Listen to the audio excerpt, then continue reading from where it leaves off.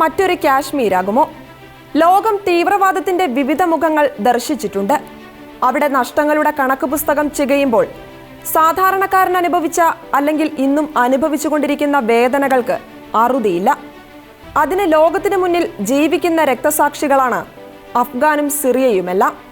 എന്നാൽ ദൈവത്തിന്റെ സ്വന്തം നാടെന്ന് വിദേശികൾ വിളിച്ച നമ്മുടെ കൊച്ചു കേരളവും ഈ തീവ്രവാദത്തിന്റെ പിടിയിലാണോ? ഈ അടുത്ത കാലത്തായി പുറത്തുവരുന്ന ചില റിപ്പോർട്ടുകളിൽ നിന്ന് മനസ്സിലാകുന്നത് കേരളം തീവ്രവാദികളുടെ ഇടത്താവളമാകുന്നുവെന്ന് തന്നെയാണ്. കഴിഞ്ഞ ദിവസം നെടുമ്പാശ്ശേരിയിൽ പിടിയിലായ ശ്രീലങ്കൻ സ്വദേശി സുരേഷ് രാജ് ഇത് തന്നെയാണ് ചൂണ്ടിക്കാണിക്കുന്നത്.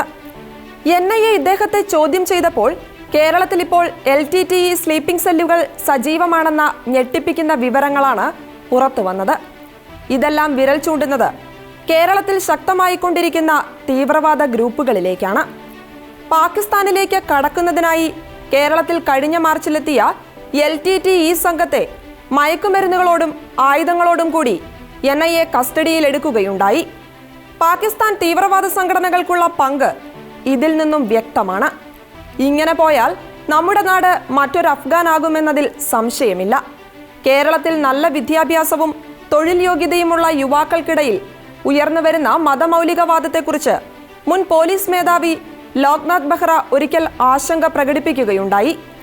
സംസ്ഥാനത്ത് നിരവധി സ്ലീപ്പർ സെല്ലുകൾ പ്രവർത്തിക്കുന്നുണ്ടെന്നും അദ്ദേഹം സൂചിപ്പിച്ചിരുന്നു.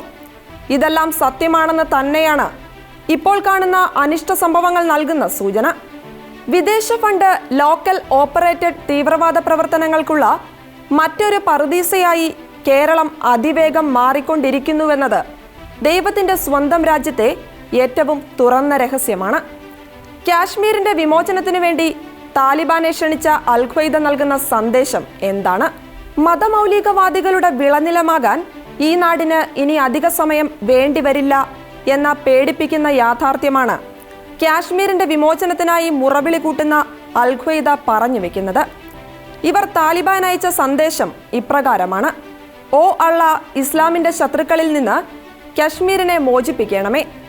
മതതീവ്രവാദം എത്രയധികം വളർന്നിരിക്കുന്നു എന്നതിന് ഉദാഹരണമാണിത്.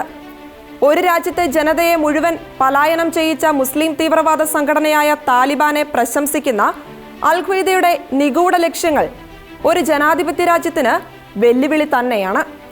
മതമല്ല ഇവിടെ വളർത്തുന്നത്, മറിച്ച് തീവ്രവാദമാണ്. വിവേചനാപൂർവം ഇവയെ ചെറുത്ത് തോൽപ്പിക്കാൻ ഭരണാധികാരികൾക്ക് കഴിയട്ടെ.